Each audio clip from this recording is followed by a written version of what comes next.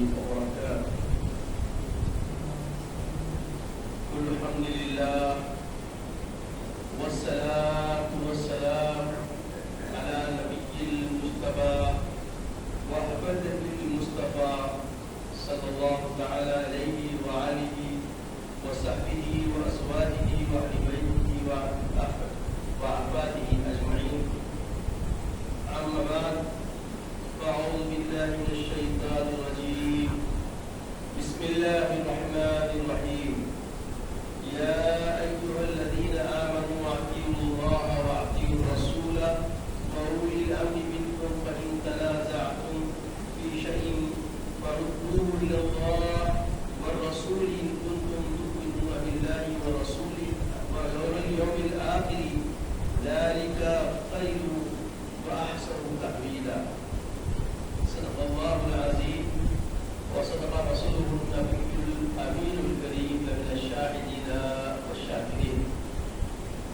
کل حمد و ثنا اس مالک حقیقی وحدہ لا شریک کے لیے سزاوار ہے جو سارے عالم کا مالک و ملجا ہے، جس کا کوئی ہمسر نہیں، جو قدیم ابد الآباد سے ہے اور ہمیشہ ہمیشہ رہنے والا ہے. میں گواہی دیتا ہوں کہ نہیں ہے کوئی معبود برحق لائق عبادت سوائے اللہ وحدہ کے، اور میں یہ بھی گواہی دیتا ہوں کہ محمد عربی صلی اللہ علیہ وسلم اللہ کے بندے اور خاص رسول ہیں.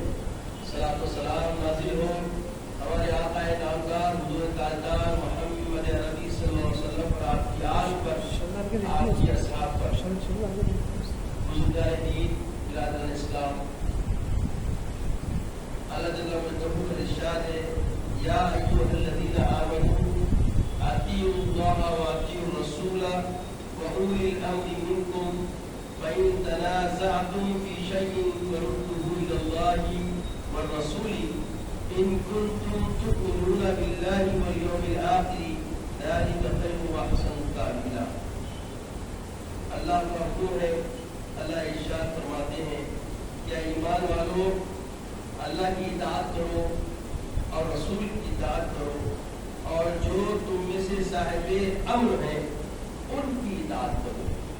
پھر اگر کسی چیز میں تمہارا اختلاف ہو جائے تو اسے اللہ اور رسول اللہ صلی اللہ تعالی علیہ وآلہ وسلم کی طرف رجوع کرو، لوٹا دو، بشرطے کہ تم اللہ اور روز قیامت پر ایمان رکھتے ہو. یہ بہتر ہے اور اس کا انجام سب سے اچھا ہے.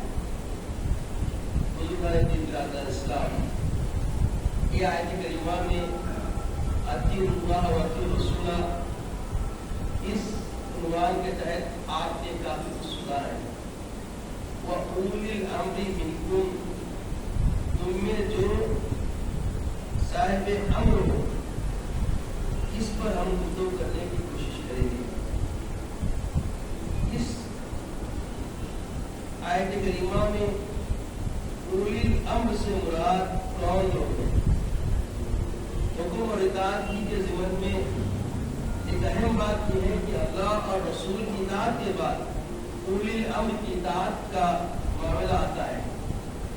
جیسا کہ اللہ تعالیٰ کا ارشاد ہے: یا ایھا الذین آمنوا، اے وہ لوگوں جو ایمان لائے ہیں، اطیعوا اللہ واطیعوا الرسول، اللہ کی اطاعت کرو، رسول کی اطاعت کرو، واولی الامر منکم، اور جو صاحب امر. عزیزوں اور بزرگوں، میں نے یہ اس عنوان کو اس لیے چنا کہ عصر حاضر اس بات کا متقاضی ہے کہ ہم جہاں جس وطن کے متوجہ ہیں، اس کے حالات مختلف بھی ہیں، اور یہاں پہ فکراً تمام اہل ایمان افراتفری کا شکار ہے. عزیزوں بزرگوں، ہمارے وطن میں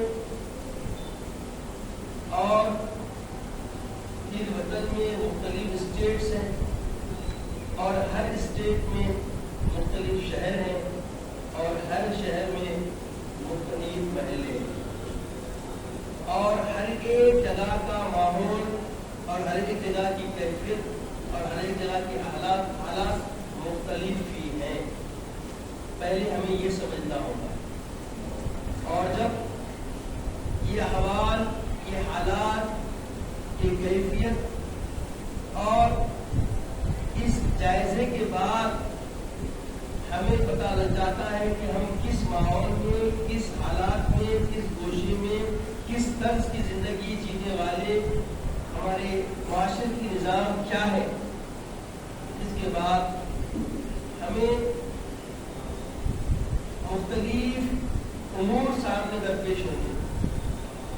مذہبی اعتبار سے معاملہ ہمیں علیحدہ دیکھنا ہوگا، سیاسی اعتبار سے علیحدہ دیکھنا ہوگا، اور معیشت کے اعتبار سے بھی ہمیں فکر کرنی ہوگی.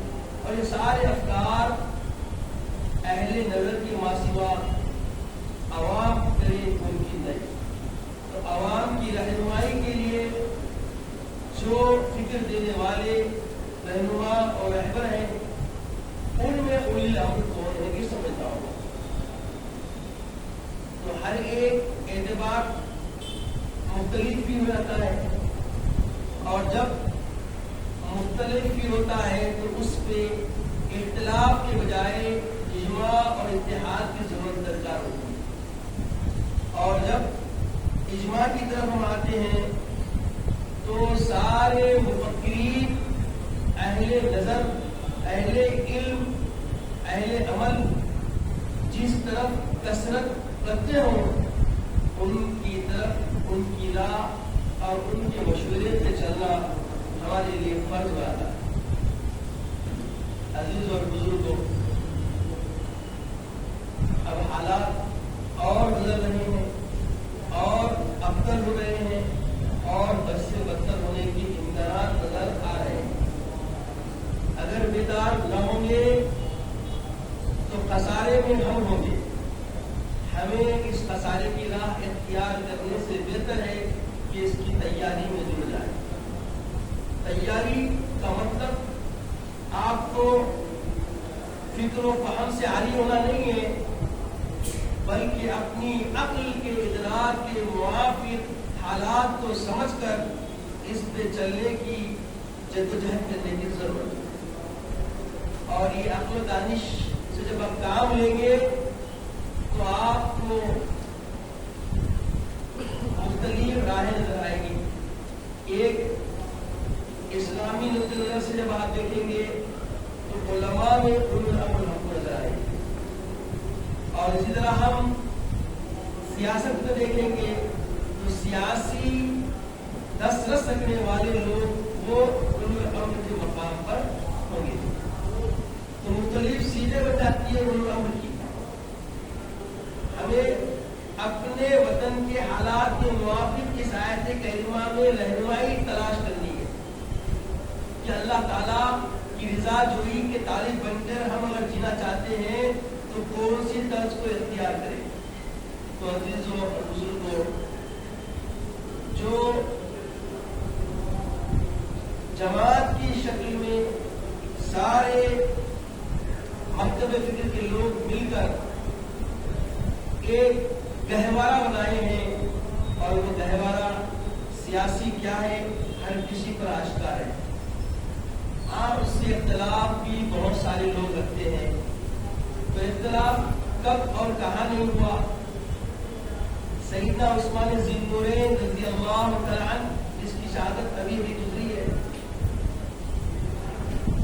امیر المومنین سیدنا عثمان ذی النورین سے کس کو اختلاف نہیں تھا؟